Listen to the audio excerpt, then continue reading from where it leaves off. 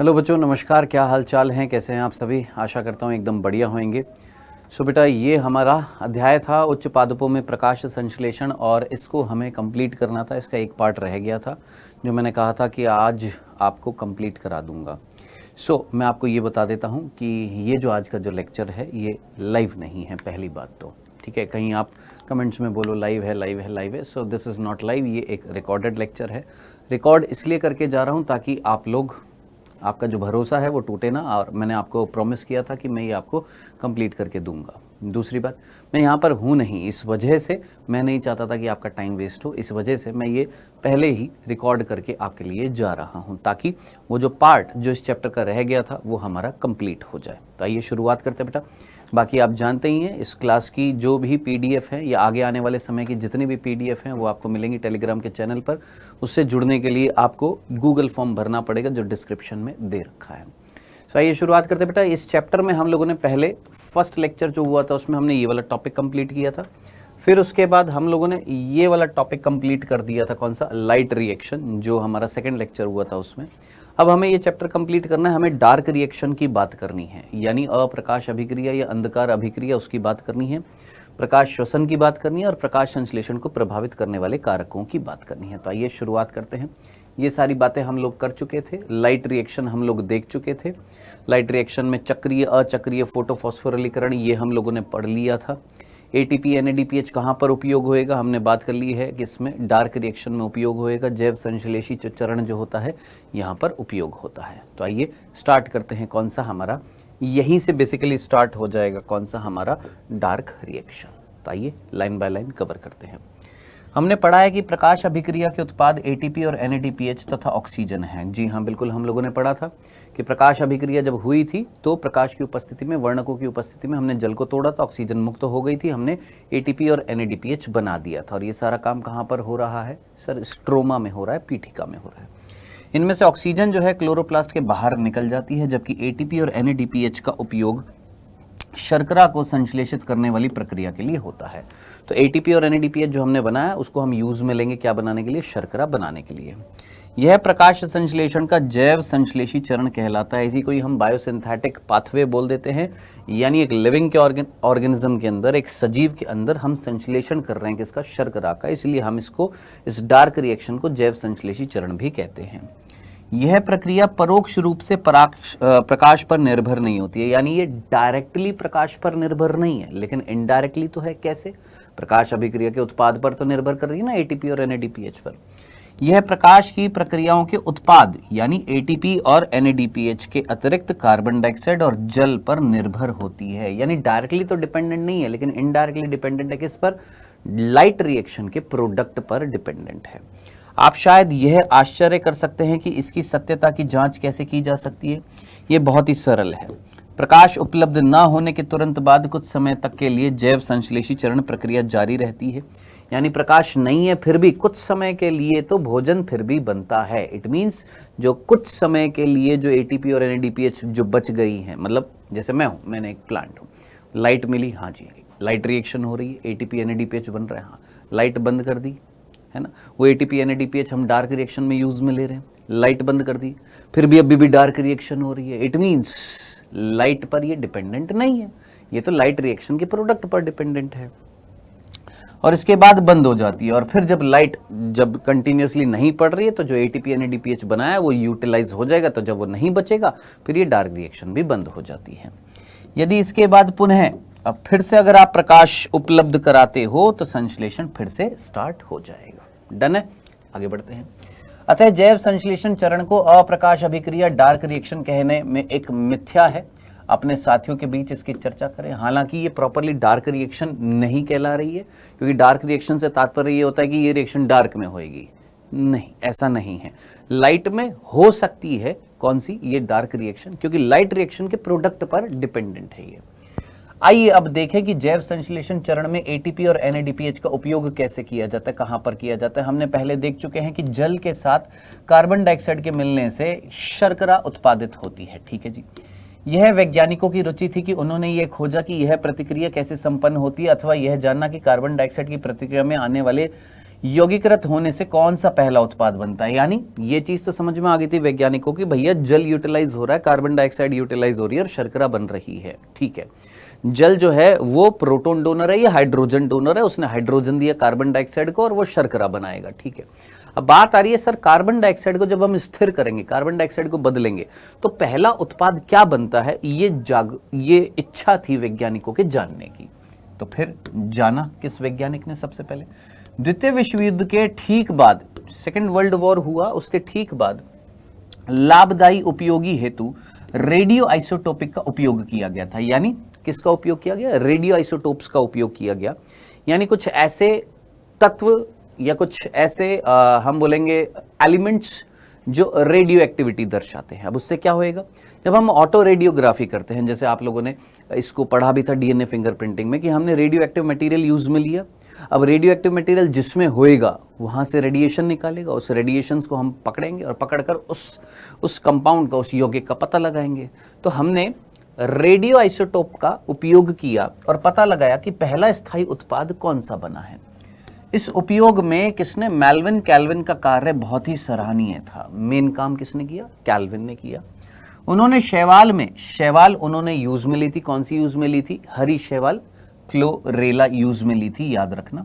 उसमें उन्होंने radio active carbon 14 का उपयोग किया था प्रकाश संश्लेषण अध्ययन के लिए। उन्होंने किसका उपयोग किया था, कार्बन 14 को यूज में लिया था कार्बन डाइऑक्साइड में, जिससे पता लगा कि कार्बन डाइऑक्साइड यौगिकीकरण फिक्सेशन पहला उत्पाद जो बनता है वो एक 3 कार्बन वाला कार्बनिक अम्ल बनता है, जो संपूर्ण जैव संश्लेषण पथ की खोज के लिए बहुत ही इंपॉर्टेंट था और इसको बाद में कैल्विन चक्र बोला गया। तो कैल्विन ने पूरा एक चक्र बताया था और ये बताया था कि जब कार्बन डाइऑक्साइड ग्लूकोज में बदलती है तो पहला स्टेबल प्रोडक्ट जो बनता है वो 3 कार्बन का बनता है और वो 3 कार्बन का जो उत्पाद बनता है उसका नाम है फॉस्फोग्लिसरिक एसिड या फॉस्फोग्लिसरेट बोल देते हैं। इसको नाम दिया गया था 3 फॉस्फोग्लिसरिक अम्ल। अच्छा, यहाँ पर 3 जो होता है इसमें बच्चे कंफ्यूज हो जाते हैं, उनको लगता है 3 मींस 3 कार्बन। नहीं, ये जो 3 जो नंबर दिया गया है ये फॉस्फेट की पोजीशन का बताया गया है कि जो ग्लिसरिक एसिड है उसमें 3 कार्बन है, तो तीसरी कार्बन पर क्या लगा हुआ है, फॉस्फेट समूह लगा हुआ है, इसलिए इसका नाम क्या पड़ा, 3 फॉस्फोग्लिसरिक अम्ल पड़ता है। संक्षेप में इसको हम क्या बोल देते हैं, PGA बोल देते हैं। कितने कार्बन परमाणु है आप जानते हैं, 3 हैं यहाँ पर। चलिए, वैज्ञानिकों ने जानने का यह भी प्रयत्न किया कि सभी पौधों में जो कार्बन डाइऑक्साइड को जब हम स्थिर करते हैं तो पहला उत्पाद PGA बनता है। अब वैज्ञानिकों को यह उत्सुकता थी कि भैया कैल्विन ने जो बताया है कि प्लांट्स के अंदर कार्बन डाइऑक्साइड का जब फिक्सेशन करते हैं, कार्बन डाइऑक्साइड को जब ग्लूकोज में बदलते हैं तो पहला उत्पाद जो बनता है वो 3 कार्बन का बनता है। अब वैज्ञानिकों को यह भी जानना था कि सभी प्लांट्स के अंदर 3 कार्बन पहला स्थायी उत्पाद बनता है, तो उनको पता लगा नहीं जनाबे आली, ऐसा नहीं है। कुछ ऐसे भी प्लांट्स हैं जिनके अंदर पहला स्थायी उत्पाद 4 कार्बन का बनता है। ठीक है, तो कोई अन्य पौधा है जिसके अंदर कोई अन्य उत्पाद बना? हाँ जी, बहुत सारे पौधों में व्यापक शोध करने के बाद रिसर्च करने के बाद पता लगा कि कार्बन डाइऑक्साइड के यौगिकीकरण का पहला स्थायी उत्पाद पुनः एक कार्बनिक अम्ल था जिसमें कार्बन के 4 परमाणु थे। यानी हमें कुछ ऐसे प्लांट्स भी मिले जिसके अंदर कार्बन डाइऑक्साइड का जब हमने फिक्सेशन किया तो पता लगा कि पहला स्थायी उत्पाद हमेशा PGA नहीं है, कोई दूसरा है, 4 कार्बन वाला कंपाउंड भी है। और वो जो 4 कार्बन वाला कंपाउंड जो था उसका नाम था OA। क्या नाम था? OAA ऑक्जेलो एसिटिक एसिड, जिसको हम OA कहते हैं, OAA ऑक्जेलो एसिटिक एसिड कहते हैं। तब से प्रकाश संश्लेषण के दौरान कार्बन डाइऑक्साइड के स्वांगीकरण या एसिमिलेशन को 2 मुख्य विधियों में बताया गया है। तब से हम ये बोलते हैं कि कार्बन डाइऑक्साइड का जब एसिमिलेशन होएगा, कार्बन डाइऑक्साइड का जब फिक्सेशन होएगा, कार्बन डाइऑक्साइड का रिडक्शन होएगा, कार्बन डाइऑक्साइड को ग्लूकोज में जब बदला जाएगा तो पहला स्थायी उत्पाद जो होएगा या तो 3 कार्बन का होएगा PGA या 4 कार्बन का होएगा OA। उस बेसिस पर प्लांट्स कितने प्रकार के हो गए? 2। एक वो जिनको हम C3 प्लांट्स बोलेंगे, एक वो जिनको हम C4 प्लांट्स बोलेंगे। जिन पौधों में कार्बन डाइऑक्साइड यौगिकीकरण का पहला उत्पाद PGA था उन्हें हमने C3 पथ बोल दिया, और जिनमें C4 था उनको हमने C4 पथ बोल दिया। बेसिकली प्लांट्स को बोल दिया C3 प्लांट्स, और उनमें पथ पाया जा रहा है C3 पथ। C4 प्लांट्स बोल दिया जिनमें पथ पाया जा रहा है, C4 पथ पाया जाता है। इन दोनों समूह के पौधों में कुछ अन्य अभिलक्षण भी होते हैं जिनकी चर्चा हम बाद में करेंगे। आइएगा आगे बढ़ते हैं। सबसे पहले हम यहाँ पर C3 की बात करेंगे। किसकी बात करेंगे? C3 साइकिल की बात करेंगे, C3 चक्र की बात करेंगे, कैल्विन चक्र की बात करेंगे। देखिए कैल्विन ने क्या बताया है। हम अपने एक प्रश्न पूछ लें, क्या लिखा हुआ, आइए अब हम अपने आप से एक प्रश्न पूछें जिसे कि उन वैज्ञानिकों द्वारा पूछा गया था कि अप्रकाशिक अभिक्रिया को समझने के लिए संघर्ष कर रहे थे। उस अणु में कितनी कार्बन परमाणु है जो कार्बन डाइऑक्साइड को ग्रहण करने के बाद 3 कार्बन यौगिक अर्थात पीजीए बनाता है। अब बात आ रही है कंफ्यूजन कैसे क्रिएट हुआ था, वो जो उस टाइम पर कैल्विन को और उनके साथियों को बहुत भयंकर कंफ्यूजन क्रिएट हुआ। कैसे कि भैया कार्बन डाइऑक्साइड जो है उसमें एक कार्बन, हाँ, और पहला स्थायी उत्पाद जो बन रहा है पीजीए उसमें 3 कार्बन, हाँ जी। अब इसमें है 1 कार्बन, इसमें है 3 कार्बन, तो डेफिनेटली जो कार्बन डाइऑक्साइड को जब हम रिड्यूस कर रहे हैं तो कार्बन डाइऑक्साइड किसी ना ग्राही के साथ जुड़ेगा, जो ग्राही जो होएगा डेफिनेटली वो 2 कार्बन वाला होना चाहिए, तभी तो मिलकर 3 कार्बन का बनेंगे। अब कैल्विन को या उनके साथियों को ये 2 कार्बन वाला कोई उत्पाद मिला ही नहीं, 2 कार्बन वाला कोई ग्राही नहीं मिल रहा था। उनको बाद में रिसर्च करने के बाद 2 कार्बन वाला तो नहीं मिला, उनको मिला 5 कार्बन वाला।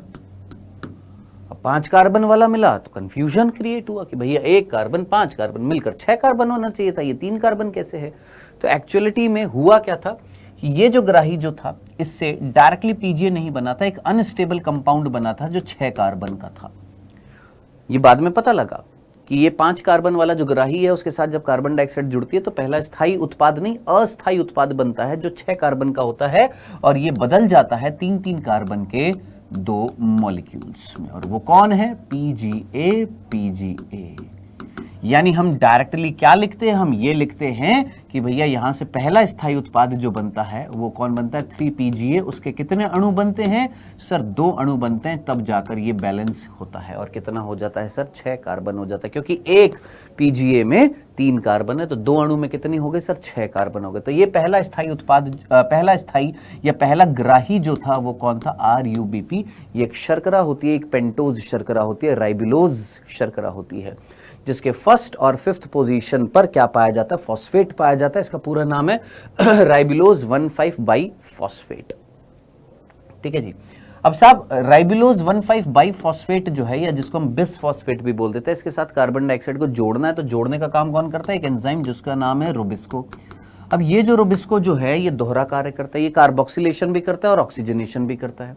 यानी यहां पर तो कार्बोक्सिलेशन हो रहा है, कार्बन इसको दी जा रही है, लेकिन ये रुबिस्को जो है, यूं समझ लीजिए ये रुबिस्को जो है ये दोनों काम कर सकता है, ये कार्बोक्सिलेशन भी करता है और ऑक्सीजनेशन भी करता है। अब 3 कंडीशन है। पहली कंडीशन है कि अगर कार्बन डाइऑक्साइड ऑक्सीजन के बराबर है तो ये कराएगा कार्बोक्सिलेशन। यानी इससे क्या पता लगता है कि रुबिस्को के साथ जुड़ने की एफिनिटी जो है, बाइंड करने की जो क्षमता जो है वो किसकी ज्यादा है। अगर दोनों की कंसंट्रेशन बराबर है तो कार्बन डाइऑक्साइड जाकर जुड़ेगी, यानी ये कार्बन डाइऑक्साइड का क्या करा देगा, कार्बोक्सिलेशन। दूसरी कंडीशन, सर अगर कार्बन डाइऑक्साइड ऑक्सीजन से ज्यादा है तो डेफिनेटली कार्बोक्सिलेशन होएगा। यहां पर भी कार्बोक्सिलेशन बराबर है तो भी कार्बोक्सिलेशन, ज्यादा है तो भी कार्बोक्सिलेशन। लेकिन किंतु परंतु अगर ऑक्सीजन ज्यादा हो गई कार्बन डाइऑक्साइड से तो ये रुबिस्को क्या करा देगा, ऑक्सीजनेशन करा देगा। यानी ये दोहरा कार्य कर रहा है। और ऑक्सीजनेशन में क्या कर देगा सर, ऑक्सीजनेशन में ये RUBP को तोड़ देगा। और अगर RUBP टूट गई तो जरा सोचिएगा, कार्बन डाइऑक्साइड जुड़ नहीं पाएगी, अप्रकाश अभिक्रिया धीमी हो जाएगी। इस प्रक्रिया को हम बोलते हैं फोटो रेस्पिरेशन, इस प्रक्रिया को हम बोलते हैं प्रकाश श्वसन, जो C3 प्लांट्स में पाया जाता है। और ये एक वेस्टफुल प्रक्रिया होती है, व्यर्थ प्रक्रिया होती है, जहां पर एक तो हम RUBP को तोड़ रहे हैं, है ना, और इस प्रक्रिया को, इस चक्र को आगे चलाने के लिए, हालांकि इस चक्र को C2 चक्र भी बोला जाता है, ग्लाइकोलेट चक्र भी बोला जाता है, क्योंकि RUBP टूटता है तो 2 कंपाउंड बनते हैं, एक 2 कार्बन का, एक 3 कार्बन का। 3 कार्बन का जो बनता है उसका नाम होता है 2PGA, और 2 कार्बन का जो बनता है उसका नाम होता है आपका फॉस्फोग्लाइकोलेट। और वो बाद में फॉस्फोग्लाइकोलेट में से फॉस्फेट निकल जाती है, फिर क्या बनता है, ग्लाइकोलेट। फिर वो ग्लाइकोलेट जो होता है आपकी क्लोरोप्लास्ट से निकलकर फिर वो पेरोक्सिसोम में जाता है, फिर वो माइटोकॉन्ड्रिया में जाता है, माइटोकॉन्ड्रिया से फिर पेरोक्सिसोम, पेरोक्सिसोम से फिर क्लोरोप्लास्ट में। तो एक चक्र चलता है जिसको हम C2 चक्र बोलते हैं या फोटो रेस्पिरेशन बोलते हैं। ये एक व्यर्थ चक्र होता है क्योंकि इसमें ATP बनती नहीं है बल्कि खर्च होती है, वेस्ट होती है, वेस्ट हो रही है। क्यों? क्योंकि ATP बन नहीं रही है, शर्करा बन नहीं रही है, बल्कि शर्करा बनने की प्रक्रिया धीमी हो गई। क्यों? क्योंकि RUBP जो इसके साथ जुड़ने वाला था वो जुड़ नहीं पा रहा। क्यों? क्योंकि ऑक्सीजन अगर आपने बढ़ा दी तो रुबिस्को जो है वो ऑक्सीजनेशन कर देगा किसका, RUBP का, और एक वेस्टफुल प्रक्रिया स्टार्ट हो जाती है जिसका नाम होता है फोटो रेस्पिरेशन, जो C3 प्लांट्स में पाई जाती है। डन है, क्लियर है, चलें आगे बढ़ते हैं। तो पहला स्थायी उत्पाद ये हो गया। तो इस स्टेप को मैं क्या बोलूंगा, ये फर्स्ट स्टेप है किसकी, कैल्विन साइकिल की, जिसका नाम होता है कार्बोक्सिलेशन। आइएगा पढ़ते हैं। तो यही था वो चीज जो कंफ्यूज कर रही थी। आशा करता हूं ये चीज आपको समझ में आई होगी। अध्ययन से पता लगा कि ग्राही अणु एक 5 कार्बन वाला एक कीटोज शर्करा होती है जिसका नाम है राइबुलोज 1,5 बाइफॉस्फेट। कि आप में से किसी ने इस संभावना के बारे में सोचा था? पढ़ा होगा तो सोचा होगा। परेशान मत होइए, वैज्ञानिकों को भी इसे जानने में बहुत समय लगा था। बात आ गई है। किसी भी निष्कर्ष पर पहुंचने से पहले बहुत सारे प्रयोग किए गए थे। उन्होंने यह भी यकीन था कि चूंकि पहला उत्पाद C3 अम्ल था, अतः प्राथमिक ग्राही 2 कार्बन का कंपाउंड होगा। वही बात हो रही है कि भैया अगर ये 3 कार्बन वाला था तो यहाँ पर 2 कार्बन वाला होना चाहिए, लेकिन वो मिला नहीं था। उन्होंने पहले 2 कार्बन वाले कंपाउंड को पहचानने के लिए कई वर्षों तक प्रयत्न किए, लेकिन मिला नहीं। बाद में उन्हें 5 कार्बन वाला RuBP मिला, और RuBP मिला तो फाइनली पता लगा कि भैया ये RuBP 5 कार्बन वाला एक कार्बन डाइऑक्साइड के साथ जुड़कर 6 कार्बन वाला जो कंपाउंड बनाता है वो 6 कार्बन वाला कंपाउंड नहीं बनाता, 3 कार्बन वाले 2 मॉलिक्यूल बनते हैं। 3PGA के 2 मॉलिक्यूल बनते हैं। तो बैलेंस हो गया हमारा, 6 कार्बन हो जाएगी। आइए स्टार्ट करते हैं कैल्विन साइकिल। कैल्विन और उसके सहकर्मियों ने संपूर्ण पथ का पता लगाया और बताया कि यह पथ एक चक्रीय क्रम में होता है, यानी एक चक्र के रूप में होता है, जिसमें RuBP पुनः उत्पादित होता है, जिसमें ये जो RuBP जो जुड़ रहा है उसको वापस से बनाया भी जाता है। आइए अब देखते हैं कि कैल्विन पथ कैसे संचालित होता है और शर्करा कहां पर संश्लेषित होते हैं। आइए शुरू में ही हम स्पष्ट कर लें, समझ लें कि कैल्विन चक्र उन सभी पौधों में होता है जो प्रकाश संश्लेषण करते हैं। इसमें कोई फर्क नहीं पड़ता कि उनमें फर्क नहीं पड़ता, क्या नहीं पड़ता, फर्क नहीं पड़ता कि उनमें चाहे C3 मिल रहा है कि C4 मिल रहा है। सर मतलब देखो, चाहे C3 प्लांट हो चाहे C4 प्लांट हो, दोनों के अंदर कैल्विन साइकिल मिलती है। क्या C3 पथ जो होता है, कैल्विन चक्र जो होता है, ये दोनों में पाया जाता है। C3 प्लांट्स में भी पाया जाता है, C4 प्लांट्स में भी पाया जाता है। तो ये बोल रहा है कि कोई फर्क नहीं पड़ता कि ये जो कैल्विन साइकिल है ये जरूरी नहीं है कि सिर्फ C3 प्लांट्स में मिलेगी, नहीं, ये C4 प्लांट्स में भी पाई जाती है। आगे बढ़ते हैं। कैल्विन चक्र को आसानी से समझने के लिए 3 चरणों में बांटा गया। सबसे पहला है कार्बोक्सिलेशन। कार्बोक्सिलेशन के बाद होता है रिडक्शन होता है, जिसको हम ग्लाइकोलाइटिक रिवर्सल भी बोल देते हैं, और आखिरी जो होता है रीजनरेशन होता है, पुनरुद्भवन होता है। तो सबसे पहला लिखा हुआ है कार्बोक्सिलेशन। कार्बोक्सिलेशन में क्या किया गया, हम सिंपल एक चार्ट के माध्यम से समझने की कोशिश करेंगे, जो यहाँ पर देना चाहिए था लेकिन दिया हुआ नहीं है। चलो कोई बात नहीं भैया। कार्बन डाइऑक्साइड जो है वो किसके साथ जुड़ी सर, RuBP के साथ जुड़ी। मैंने कहा ठीक है, RuBP के साथ जुड़ती है तो कंपाउंड बनता है हमारा 3PGA। मैंने कहा ठीक है, बहुत बढ़िया। आप ये भी अच्छे तरीके से जानते हैं कि भैया एक कार्बन डाइऑक्साइड एक RuBP जब जुड़ेगी तो क्या बनेंगे सर, 2 अणु बनेंगे किसके, 3PGA के। मैंने कहा ठीक है। ये प्रक्रिया क्या कहला रही है, कार्बोक्सिलेशन कहलाती है। किस एंजाइम के प्रेजेंस में होती है सर, रुबिस्को के प्रेजेंस में होती है, और रुबिस्को का कार्बोक्सिलेज वाला भाग यहाँ पर काम करता है। ठीक है सर। अब ये जो 3PGA जो बनी होती है, ये 3PGA से आगे चलकर हम निर्माण करते हैं, बहुत सारे कंपाउंड्स का निर्माण करते हैं। 3PGA से 1,3-बाई-PGA, 1,3-बाई-PGA से आपका 1,3-बाई-PGA से 3PGL बनता है, 3PGL से फिर फ्रक्टोज 1,6-बाइफॉस्फेट बनता है, फिर फ्रक्टोज बनता है, फिर आपका ग्लूकोज 6-फॉस्फेट बनता है, ग्लूकोज बनता है। तो कुल मिलाकर ये एक प्रक्रिया होती है जो किसका रिवर्स होता है, याद रखना, भूल मत जाइएगा। भग जाए यहां से, भगो, पता नहीं भग रहा, हट जा। हाँ जी, तो ये जो यहां से यहां तक की जो प्रक्रिया होती है, इसके आगे का जो स्टेप्स जो होते हैं, जो डिटेल्ड लेक्चर जब हम पढ़ते हैं तो वहां पर समझाने की जरूरत पड़ती है। जब हम ग्लाइकोलाइसिस पढ़ते हैं, क्या पढ़ते हैं, ग्लाइकोलाइसिस जब पढ़ते हैं, जो श्वसन का एक स्टेप होता है, उस ग्लाइकोलाइसिस में क्या होता है, ग्लूकोज बदलता है ग्लूकोज 6-फॉस्फेट। समझा देता हूं थोड़ा बहुत। देखिए, ग्लूकोज जो होता है उस ग्लूकोज को बदला जाता है ग्लूकोज 6-फॉस्फेट, फिर फ्रक्टोज 6-फॉस्फेट, फिर फ्रक्टोज 1,6-बाइफॉस्फेट, फिर 3PGAL जिसके 2 अणु बनते हैं, फिर 1,3-बाई-PGAL। Now what is this PGL, phosphoglyceric aldehyde होता है। नाउ इस एल्डिहाइड से हम एक फॉस्फेट हटाते हैं और इसको एसिड में बदल देते हैं, तो क्या बनता है, 3PGA। आगे और स्टेप्स होते हैं, 2PGA बनता है, 2PEP बनता है, और फिर फाइनली पायरुविक एसिड बनते हैं, 2 अणु बनते हैं। तो अब आप जरा इमेजिन करिए और सोचिए, अगर ये प्रक्रिया रिवर्सिबल हो, यहां से अगर मैं उल्टा कर दूं तो उल्टा करने के परिणाम स्वरूप यहां से अगर मैं उल्टा कर दूं तो एक ग्लूकोज का अणु बन जाएगा। हाँ सर, लेकिन 3PGA के कितने अणु से सर? 2 अणु से एक ग्लूकोज बनेगा, क्योंकि ग्लूकोज में कितनी कार्बन है सर? 6 कार्बन है, और 3PGA में 3 कार्बन है और 2 अणु लिए तो 6 कार्बन है। हाँ सर, बैलेंस हो गया। तो 2 मॉलिक्यूल अगर मैं 3PGA के लेता हूं और रिवर्स कर देता हूं इस प्रक्रिया को, तो क्या बन जाएगा सर? ग्लूकोज बन जाएगा। मैंने कहा सर हमारे पास 2 अणु हैं किसके? 3PGA के, तो हम यहां पर एक ग्लूकोज बना सकते हैं। मैंने कहा बिल्कुल बना सकते हैं, लेकिन बांगड़ू मुझे एक बात बताओ, आप प्रकाश संश्लेषण की जब अभिक्रिया पढ़ते हो तो प्रकाश संश्लेषण की अभिक्रिया क्या होती है कि सर हम 6 कार्बन डाइऑक्साइड से आगे चलकर ग्लूकोज का निर्माण करते हैं। कितने कार्बन डाइऑक्साइड को यूज में लेते हैं? 6। यहां तो हम 1 कार्बन डाइऑक्साइड से एक ग्लूकोज बना रहे, क्या ये पॉसिबल है? नहीं ना। तो हम यहां पर अगर 6 कार्बन डाइऑक्साइड लेते हैं तो हमें 6 RUBP लेने पड़ेंगे। तो दुगनी क्या बनेगी सर? 3PGA। कितने हो जाएंगे? 12। अब हमारे पास 12 अणु है किसके? 3PGA के, तो ग्लूकोज कितनी बनेगी? 6 बनेगी। हिसाब से अगर देखा जाए 2 अणु अगर 3PGA के तो एक ग्लूकोज बन रहा है, तो अगर 12 अणु ले लिए 3PGA के तो हमारे पास 6 ग्लूकोज बननी चाहिए थी। लेकिन क्या हमारे पास 6 ग्लूकोज बनती है? एक ग्लूकोज बनती है भैया। हमारे पास 6 कार्बन डाइऑक्साइड थे। तो फिर बीच में क्या हुआ? बीच में बस इतना सा हुआ कि ये जो, अगर मैं यहां पर देखिए जस्ट उल्टा करने की कोशिश करता हूं, यहां पर 12 अणु बने 3PGA के, चलो 12 उल्टा करते हैं। 12 अणु बने, हाँ सर 12। यहां से उल्टा करेंगे तो 12 अणु इसके बने, हाँ सर 12 अणु इसके बने। यहां से उल्टा करेंगे तो 12 अणु इसके बने, हाँ सर 12 अणु। तो इसके कितने बनेंगे सर? 6 बनेंगे। कितने बनेंगे? 6 बनेंगे। भाई एक फ्रक्टोज से हम 3PGA के 2 बना रहे थे, तो इसका उल्टा करेंगे तो हाफ हो जाएगा, 12 से 6 बन जाएंगे। हाँ, इसके कितने बन जाएंगे सर? 6 बन जाएंगे। मैंने कहा अब रुक जाइएगा, अब रुक जाइएगा। ये जो फ्रक्टोज के 6 फॉस्फेट के हमारे पास 6 अणु बने हैं, इन 6 में से हम केवल एक अणु को ही इसमें कन्वर्ट करते हैं। 6 फ्रक्टोज 6 फॉस्फेट में से 5 फ्रक्टोज 6 फॉस्फेट को हमने क्या कर लिया? कैरी कर लिया। जैसे मैथ्स में करते हैं ना, कैरी कर लिया। 6 में से हमने 5 संभाल के रख लिए हैं। किसको? 5 फ्रक्टोज 6 फॉस्फेट को हमने संभाल कर रख लिया।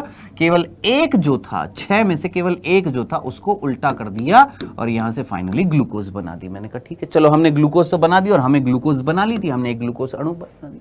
अब हमारे पास क्या बच गए सर? ये 5 अणु बच गए किसके? फ्रक्टोज 6 फॉस्फेट के। मैंने कहा ठीक है, 5 अणु बच गए हैं फ्रक्टोज 6 फॉस्फेट के। इनका क्या करूं? यहां से यहां तक की प्रक्रिया को हम बोलते हैं रिडक्शन। ये प्रक्रिया क्या कहलाती है? रिडक्शन। अब ये जो 5 अणु है किसके? फ्रक्टोज 6 फॉस्फेट के। इनमें से फ्रक्टोज में कितने अणु होते हैं जरा सोचना। एक फ्रक्टोज में 6 कार्बन है, एक फ्रक्टोज में 6 कार्बन, और आपके पास 5 मॉलिक्यूल हैं किसके? फ्रक्टोज के। तो टोटल कितनी कार्बन हो गई सर? 30। अब प्रक्रिया चलती है, उस प्रक्रिया को, एक प्रोसेस होती है, उस प्रक्रिया को हम यहां पर डिस्कस नहीं करेंगे, हायर क्लासेस में आता है। हम इनसे निर्माण करते हैं किसका? 6 अणु RUBP का। अब जरा सोचिए, राइबुलोज में कितनी कार्बन थी? 5। हाँ सर 5 कार्बन थी। 5 कार्बन और 6 अणु बना रहे हैं, टोटल कितने हो गए? 30 कार्बन। यानी इनको यूटिलाइज करके हम वापस से 6 RUBP बना देते हैं। और ये जो 6 RUBP जो होते हैं, यही 6 RUBP 6 कार्बन डाइऑक्साइड के साथ फिर से जुड़ते हैं और फिर से किसका निर्माण होता है सर? फिर से किसका निर्माण होता है गुरु? 12 अणु 3PGA का। तो समझने की कोशिश करिएगा, 6 कार्बन डाइऑक्साइड 6 RUBP, दोनों को जोड़ा, 12 अणु किसके? 3PGA के। 3PGA के कितने अणु हैं सर? 12 हैं। ग्लाइकोलाइसिस का उल्टा कर दो, रिडक्शन करा दो। जैसे हम उल्टा करेंगे, 12 से 12 अणु 3PGA से 13PGL, 13PGL से 3PGL, 3PGL से फ्रक्टोज 1,6 बाइफॉस्फेट, हाफ हो जाएंगे। 12 से कितना हो जाएंगे? 6 हो जाएंगे। फिर 6 अणु फ्रक्टोज 1,6 बाइफॉस्फेट से फ्रक्टोज 6 फॉस्फेट के 6 हैं। 6 में से 5 को हमने कैरी रखा, अपने पास रखा, और एक को हमने आगे बदल दिया। तो एक फ्रक्टोज 6 फॉस्फेट से एक ग्लूकोज 6 फॉस्फेट, एक ग्लूकोज 6 फॉस्फेट से एक ग्लूकोज। हमारे पास ये बच गए थे। इन बचे हुए का हम क्या करेंगे सर? वापस से RUBP बनाएंगे। और वापस से RUBP बना रहे तो इस प्रक्रिया को हम क्या रीजनरेशन कह सकते हैं, पुनरुद्भवन कह सकते हैं। हाँ, तो ये होती है हमारी केल्विन साइकिल। अब बात आ रही है इस केल्विन साइकिल के अंदर, ध्यान से सुनना। इस केल्विन साइकिल में पर्टिकुलरली जो स्टेप है, कौन सा स्टेप है? इस स्टेप में हमने बोला था कि भैया केल्विन साइकिल क्या है? डार्क रिएक्शन है, और डार्क रिएक्शन में हम क्या खर्च करेंगे सर, जो हमने लाइट रिएक्शन में प्रोडक्ट बनाए थे एटीपी और एनएडीपीएच, उसको हम यूटिलाइज करेंगे।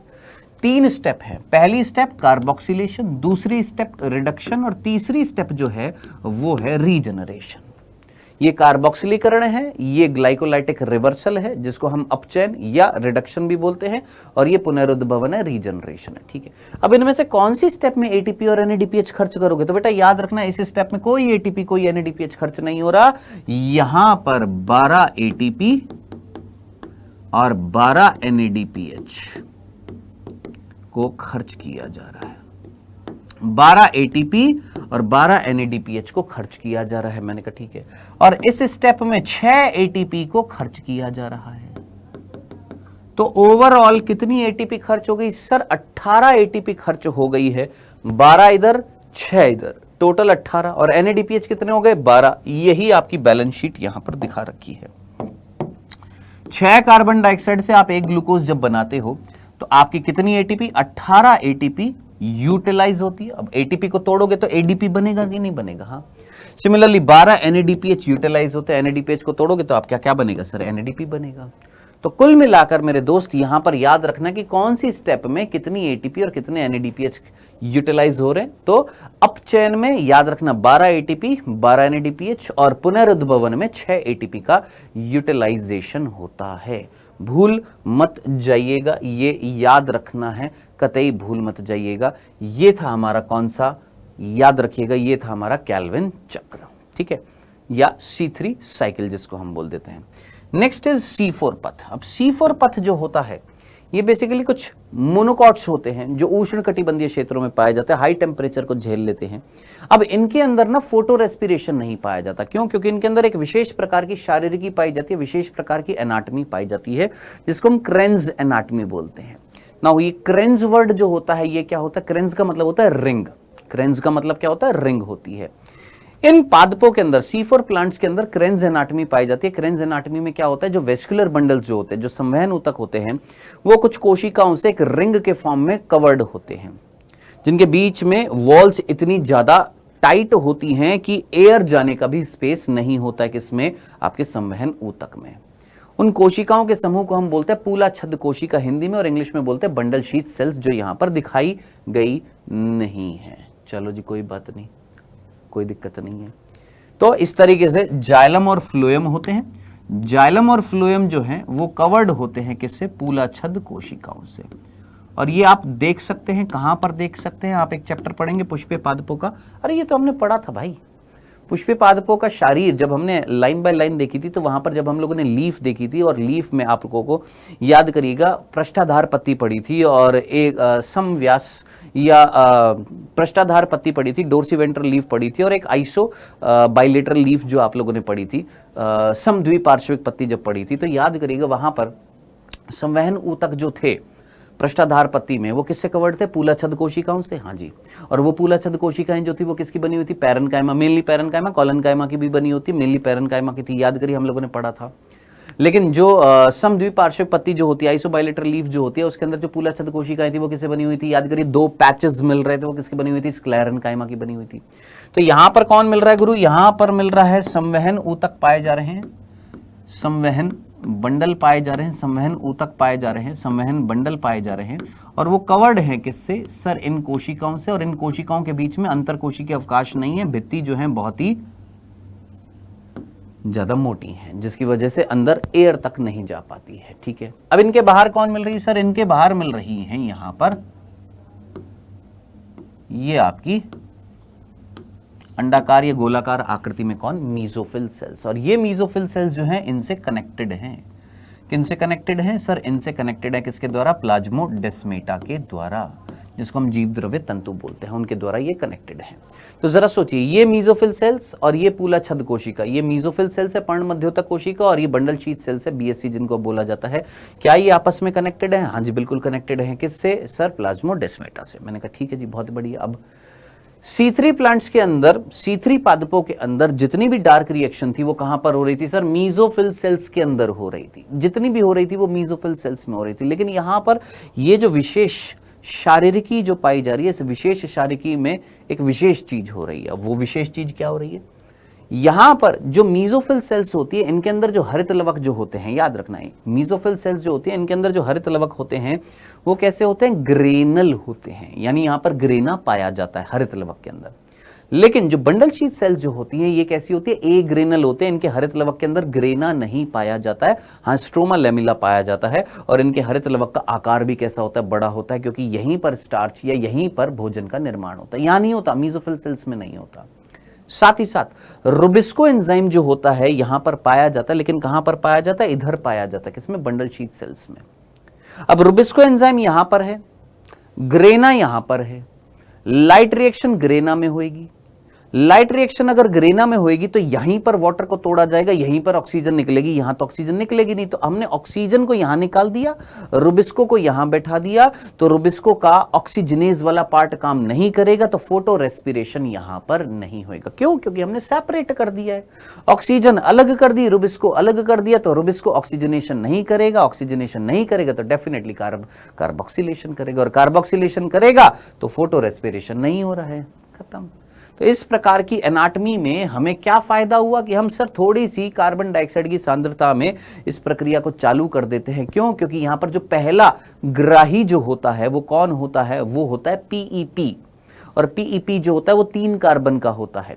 तो कार्बन डाइऑक्साइड जो होती है वो फॉस्फोइनॉल पायरुवेट के साथ में जुड़ती है, और पहला स्थायी उत्पाद जो होता है वो क्या बनता है सर, पहला स्थायी उत्पाद जो बनता है वो बनता है ऑक्सैलो एसिटिक एसिड।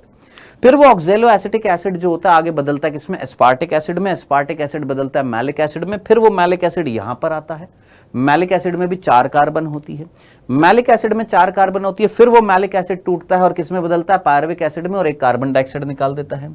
ये मैलिक एसिड जो होता है इसके अंदर डी कार्बोक्सिलेशन होता है, एक कार्बन डाइऑक्साइड निकाल देता है और क्या बना देता है, पायरुविक एसिड बना देता है। फिर ये पायरुविक एसिड परिवहन करते यहां पर आता है, और फिर उस पायरुविक एसिड से वापस से आप क्या बनाते हो, फॉस्फोइनॉल पायरुवेट बनाते हो। तो कुल मिलाकर ग्लूकोज यहां पर निकली है, ग्लूकोज यहां पर भी आई थी। यहां पर जब ग्लूकोज आई तो उसका प्राथमिक ग्राही कौन था, पीईपी। यहां पर जब ग्लूकोज बोल रहा हूं, यहां पर जब कार्बन डाइऑक्साइड आई थी तो उसका प्राथमिक ग्राही कौन था सर, पीईपी थी। और यहां पर वापस से कार्बन डाइऑक्साइड निकले, उस कार्बन डाइऑक्साइड को फिर हम C3 साइकिल में भेजेंगे, केल्विन साइकिल में भेजेंगे, तो फिर से कार्बन डाइऑक्साइड को ग्रहण कौन करेगा, आरयूबीपी। यानी यहां पर कार्बन डाइऑक्साइड को कितनी बार ग्रहण किया जा रहा है सर, 2 बार ग्रहण किया जा रहा है। तो पहला ग्राही होता है पीईपी और दूसरा ग्राही होता है आरयूबीपी, यानी केल्विन साइकिल यहां पर भी होगी, केल्विन साइकिल C3 प्लांट्स में भी होती है। तो इस प्रकार की डार्क रिएक्शन किसमें पाई जाती है, C4 प्लांट्स के अंदर। ये जो पथ जो होता है इसको हम हैच स्लैक पथ बोल देते हैं, क्योंकि हैच और स्लैक ने गन्ने में बेसिकली सबसे पहले एक वैज्ञानिक था जिनका नाम था कॉर्डशेक। कॉर्डशेक ने गन्ने के अंदर देखा था, बाकी उसको डिटेल्ड डिस्क्रिप्शन था जो था, कॉर्डशेक का नाम हमारी एनसीईआरटी में नहीं लिया गया। हालांकि उन्होंने सबसे पहले देखा था कि पहला स्थायी उत्पाद जो था 4 कार्बन का वो OAA बनता है, वो कॉर्डशेक ने बताया। लेकिन उसके आगे की प्रक्रिया, पूरी जो पथ जो है या पूरी साइकिल जो है वो उन्होंने नहीं बताई थी, वो किसने बताई थी, हैच और स्लैक ने बताई थी। इसीलिए उनका नाम हमारी एनसीईआरटी में लिखा हुआ है। इसीलिए C4 पथ को हम हैच स्लैक पाथवे भी बोल देते हैं, हैच स्लैक पथ भी बोल देते हैं। डन है। तो ये आपने पूरा पढ़ना है। मैं एक बार वापस से रिपीट कर रहा हूं, जो जानते हैं वेरी गुड, जो नहीं जानते हैं ध्यान से सुनना। कार्बन डाइऑक्साइड आती है, कार्बन डाइऑक्साइड सबसे पहले ग्राही के साथ जुड़ती है जिसका नाम है पीईपी। पीईपी में 3 कार्बन, कार्बन डाइऑक्साइड में 1 कार्बन, जनाबे आली 4 कार्बन का एक कंपाउंड बनेगा जिसका नाम है कौन, OAA, ऑक्सैलो एसिटिक एसिड, अम्लीय पदार्थ है। फिर वो ऑक्सैलो एसिटिक एसिड किसमें बदलता है, एस्पार्टिक एसिड, उसमें भी 4 कार्बन है। एस्पार्टिक एसिड किसमें बदलता है, मैलिक एसिड, उसमें भी 4 कार्बन है। मैलिक एसिड परिवहन करते हुए किसमें आता है, बंडल शीथ सेल्स में। बंडल शीथ सेल्स में ये जो मैलिक एसिड जिसमें 4 कार्बन है उसमें से 1 कार्बन निकल जाती है कार्बन डाइऑक्साइड के रूप में, और बाकी 3 कार्बन का एक कंपाउंड बनता है जिसका नाम होता है पायरुविक एसिड या पायरुवेट। फिर ये पायरुवेट वापस से किसमें आता है, मीजोफिल सेल्स में आता है और आकर यहां पर बदल जाता है किसमें, वापस से पीईपी में। डन है।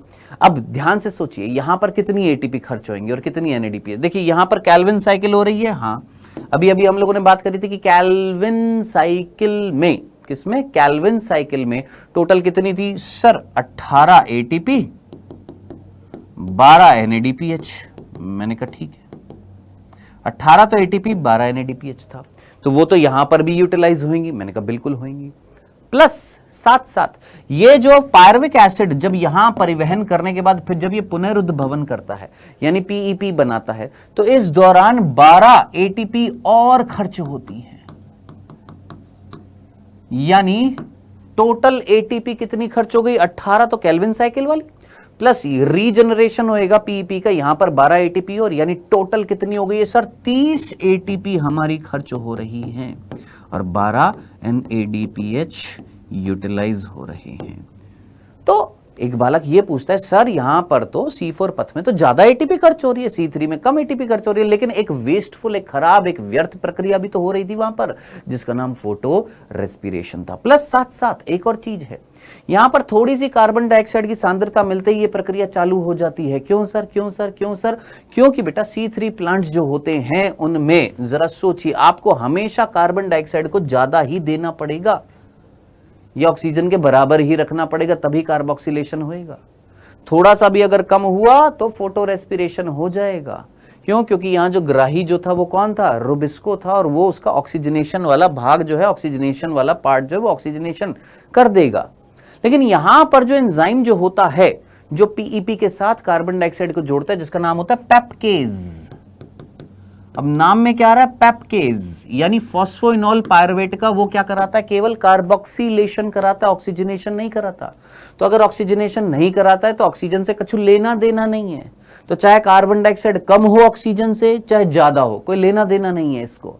तो अगर कार्बन डाइऑक्साइड अगर कम भी हुई तो भी ये स्टार्ट कर देगा क्या, इस प्रक्रिया को, और अगर कर देगा तो डेफिनेटली यहां मैलिक एसिड पहुंचेगा, और मैलिक एसिड पहुंचेगा तो यहां पर ऑक्सीजन का कोई लेना देना नहीं है, रुबिस्को हमेशा कार्बोक्सिलेशन करेगा। तो थोड़ी सी कार्बन डाइऑक्साइड मिलते ही C4 पथ स्टार्ट हो जाता है। अगर कार्बन डाइऑक्साइड की सांद्रता ऑक्सीजन से कम भी है तो भी यहां पर यह होएगा, क्योंकि यहां पर जो एंजाइम जो क्या कर रहा है सर, कार्बोक्सिलेशन कर रहा है, वो एंजाइम केवल कार्बोक्सिलेशन करता है, ऑक्सीजनेशन नहीं करता। वहीं C3 प्लांट्स के अंदर जो एंजाइम कार्बोक्सिलेशन कर रहा था वो ऑक्सीजनेशन भी कर सकता है अगर ऑक्सीजन ज्यादा हो गई।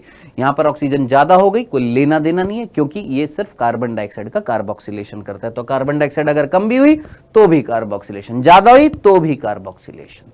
डन है। ये था बेटा आपका C4 पथ, याद रखना है आपने। नेक्स्ट अगली बात आ रही है फोटो रेस्पिरेशन। ये फोटो रेस्पिरेशन मैंने आपको बताने की कोशिश करी है। फोटो रेस्पिरेशन C3 प्लांट्स के अंदर एक व्यर्थ प्रक्रिया होती है। ये फोटो रेस्पिरेशन में हम कोई शर्करा का निर्माण नहीं कर रहे हैं, बल्कि यहां पर एटीपी जो है उसको यूटिलाइज कर रहे हैं, एनर्जी जो है उसका यूटिलाइजेशन हो रहा है। ये प्रकाश श्वसन फोटो रेस्पिरेशन C3 प्लांट्स में पाई जाती है, और ये 3 कोशिकांग होते हैं, उनमें पूरी होती है, कंप्लीट होती है। 3 कोशिकांग के नाम याद रखने हैं आपने। एक हो गया हमारा हरित लवक क्लोरोप्लास्ट, एक हो गया पेरोक्सिसोम, और एक हो गया माइटोकॉन्ड्रिया।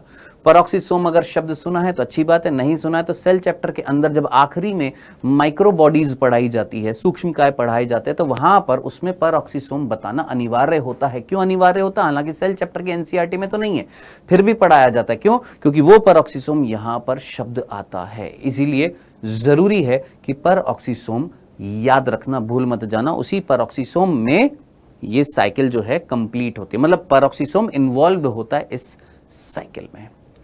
कौन सा है? प्रकाश श्वसन, जरूर याद रखना बेटा जी, भूलना नहीं है। नेक्स्ट इज प्रकाश संश्लेषण को प्रभावित करने वाले कारक कौन कौन से हैं। अब देखिए प्रकाश संश्लेषण को कौन कौन से कारक प्रभावित करेंगे। प्रकाश भी करेगा, कार्बन डाइऑक्साइड भी करेगा, तापमान भी करेगा, जल भी करेगा, सारे के सारे कारक प्रभावित करेंगे। अब बात आ रही है इनमें से कौन सा कारक है जो अपनी न्यूनतम मात्रा में अगर हो और उस प्रक्रिया को अगर प्रभावित कर दे। तो क्या ऐसे कारकों को मैं लिमिटेड कारक बोलूंगा, सीमित कारक बोलूंगा? हाँ जी। अब यहां पर समझने की कोशिश करिएगा। हम कार्बन डाइऑक्साइड के बारे में पहले एक बार देख लेते हैं। किसकी बात करते हैं सर? कार्बन डाइऑक्साइड की एक बार बात कर लेते हैं। देखिए वातावरण में कार्बन डाइऑक्साइड कितनी है सर? वातावरण में यहां पर साफ साफ दे रखा है, वातावरण में कार्बन डाइऑक्साइड है 0.030 से लेकर 0.040। जस्ट इमेजिन, इतनी कार्बन डाइऑक्साइड जो है वो पाई जा रही है वातावरण में। ठीक है, अब C3 प्लांट्स जो है उनको कितनी चाहिए होती है सर? C3 प्लांट जो है और C4 प्लांट्स है उनको कितनी चाहिए होती है? आप अच्छे तरीके, C3 को ज्यादा चाहिए होगी कार्बन डाइऑक्साइड की कम? सर ज्यादा चाहिए होगी ना ऑक्सीजन से, तभी तो कार्बोक्सिलेशन होगा। वहीं C4 को अगर कम मिल जाएगी तो भी चालू हो जाएगा।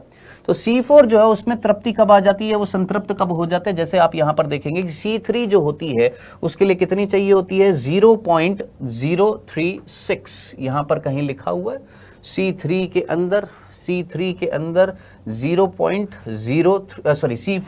0.036 और यहां पर 0.045 कहीं लिखा हो। हाँ ये 0.045%, C3 को इतना चाहिए, C4 को इतना चाहिए। अब जरा सोचिए, ये वाली परसेंटेज प्राकृतिक रूप से जो वातावरण में मिल रही है कार्बन डाइऑक्साइड, उसके बीच की है कि नहीं है? 0.030 से 0.040 के बीच में आ रही है। हाँ, तो क्या C4 के लिए कार्बन डाइऑक्साइड सीमित है, लिमिटेड है? नहीं, लेकिन C3 के लिए तो है। हाँ भैया, इतनी चाहिए थी, नेचर में, पर्यावरण में इतनी मिल रही है, इससे ज्यादा चाहिए। तो कहने वाली बात जो थी कि C3 के लिए क्या कार्बन डाइऑक्साइड लिमिटिंग फैक्टर है, ये लिमिटिंग कारक है? हाँ है। C4 के लिए कार्बन डाइऑक्साइड क्या एक सीमित कारक है? नहीं है। ये था नियम, सीमित कारकों का नियम, जो किसने दिया था? ब्लैकमान ने दिया था। तो याद रखना, भूल मत जाना, कितनी परसेंटेज में चाहिए होती है, कितनी परसेंटेज मिल रही है, याद रखना। किसके लिए? कार्बन डाइऑक्साइड के लिए। नेक्स्ट, तापमान की बात कर लेते हैं। किसकी? तापमान की। तापमान का बहुत सीधा सा कंसेप्ट दे रखा है बेटा, लॉ ऑफ लिमिटिंग फैक्टर, जो ब्लैकमान ने दिया था, जो मैंने अभी आपको बता दिया है। ठीक है, कि जितना ज्यादा कम न्यूनतम होएगा और अगर वो अफेक्ट कर रहा है न्यूनतम मात्रा उसकी, तो डेफिनेटली वो एक लिमिटिंग फैक्टर कहलाता है। ठीक है जी, अब बात कर लेते हैं यहां पर किसकी? सर यहां पर कारकों की बात कर लेते हैं, जिसमें से यहां पर जो पहला कारक जो बता रखा है वो प्रकाश बता रखा है बेटा। एक प्लांट है जिसको हम प्रकाश स्टार्टिंग में देना स्टार्ट करें, धीरे धीरे धीरे धीरे देते जा रहे, प्रकाश संश्लेषण बढ़ता जा रहा है, बढ़ता जा रहा है, बढ़ता जा रहा है, अब जितने भी फोटो सिस्टम हैं, अगर वो काम करने लग जाएंगे, फोटो सिस्टम ही तो थे ना लाइट रिएक्शन में, प्रकाश तंत्र ही तो थे, सारे के सारे अगर काम करने लग जाएंगे, अब उसके बाद अगर आप प्रकाश की तीव्रता बढ़ा दोगे तो क्या प्रकाश संश्लेषण बढ़ जाएगा? भाई जितने जितने वर्णक है सारे के सारे अपने काम में लग गए हैं, कोई बच नहीं रहा, तो प्रकाश संश्लेषण कैसा हो जाएगा? सर कांस्टेंट होएगा। इनफैक्ट अगर प्रकाश की तीव्रता और बढ़ा दी तो ये वक्र आगे चलकर और नीचे चला जाता है। क्यों? क्योंकि फोटो ऑक्सीडेशन भी हो जाता है, प्रकाशीय ऑक्सीकरण भी हो जाता है, फोटो ऑक्सीडेशन भी हो जाता है। हालांकि उससे बचाने का काम कौन कर रहे थे? सहायक वर्णक कर रहे थे। तो प्रकाश की तीव्रता जैसे जैसे बढ़ाते हो प्रकाश संश्लेषण बढ़ता है, लेकिन एक सीमा तक, फिर उसके बाद में कैसा हो जाता है? सर कांस्टेंट हो जाता है। नेक्स्ट, कार्बन डाइऑक्साइड की मैंने आपको बात बता दी है, कार्बन डाइऑक्साइड की परसेंटेज याद रखनी है, नेचर में कितनी मिल रही है और C3 के लिए और C4 के लिए कितनी होती है। नेक्स्ट, तापमान की बात याद रखनी है। तापमान जो होता है C3 के लिए, टेम्परेचर जो होता है C3 के लिए, टेम्परेचर जो होता है वो इष्टतम तापमान कितना होता है? याद रखना 20 से 25 डिग्री, जबकि C4 के लिए कितना होता है? 30 से 40 डिग्री। 30 से 40 डिग्री पर ये बेहतरीन काम करते हैं और ये 20 से 25 डिग्री पर बेहतरीन काम करते हैं। तो इनका इष्टतम तापमान याद रखना और इनका इष्टतम तापमान याद रखना है। ठीक है, ये यहां पर दिया होगा, ये C3 के लिए और C4 के लिए। ठीक है जी। नेक्स्ट, जल जो है बेटा, जल तो सबसे ज्यादा जरूरी है। बिना जल के आप जलीय अपघटन कैसे करोगे और बिना जल के कैसे होएगा प्रकाश संश्लेषण? बिना जल के वृद्धि कैसे हो सकती है? बिना जल के, ये जल के बारे में हम पढ़ते हैं किसमें? पादप वृद्धि और परिवर्तन में, कि जल जो होता है उसकी प्रेजेंस में एंजाइम काम करते हैं। जल जो होता है रेक्तिका के अंदर बढ़ता है, राजधानी के अंदर बढ़ता है, तो सेल की ग्रोथ होती है। सेल की ग्रोथ होगी तो विभेदन होएगा, फिर डेवलपमेंट भी होएगा। तो बिना जल के तो ना प्रकाश संश्लेषण होगा, ना एंजाइम काम करेंगे, ना वृद्धि होगी। तो जल ही तो जीवन है। तो मोटे मोटे शब्दों में देखा जाए तो ये जस्ट हमने एक कवर करने की कोशिश करिए कि सारी की सारी चीजें एक बार रिवाइज हो जाएं जो आप लोगों ने पढ़ी हैं। ठीक है, अब आपने क्या करना है? कुछ नहीं करना है, आप एक बार एनसीईआरटी की एक बार दोहराएंगे, दोहराने के बाद में हम अब मिलेंगे और फिर उसके बाद मैं आपको कराऊंगा ढेर सारे बढ़िया बढ़िया तगड़े तगड़े इस चैप्टर के। इजी भी होंगे, मीडियम भी होंगे, टफ भी होंगे, मॉडरेट लेवल के भी होंगे, कथन कारण भी होंगे, मैच द कॉलम भी होंगे, स्टेटमेंट्स वाले भी होंगे। हर टाइप के क्वेश्चंस मैं आपको कराऊंगा इस चैप्टर के, क्योंकि ये चैप्टर बहुत इंटरेस्टिंग है, बहुत मजेदार है। साथ ही साथ इसका जो अगला चैप्टर है पादपों में श्वसन, वो इसका भी गुरु है। छोटा चैप्टर है और बहुत सारे धमाके हैं उसके अंदर, वो तो और भी ज्यादा इंटरेस्टिंग है। ठीक है, तो पहले हम इस चैप्टर के क्वेश्चंस करेंगे, एक बार पढ़िएगा, फिर उसके बाद हम क्वेश्चंस की प्रैक्टिस करेंगे। ठीक है, डन। तो मिलता हूं मैं आप सभी के साथ नेक्स्ट अब अगली क्लास में। बाय बाय बच्चों, टेक केयर, गुड बाय।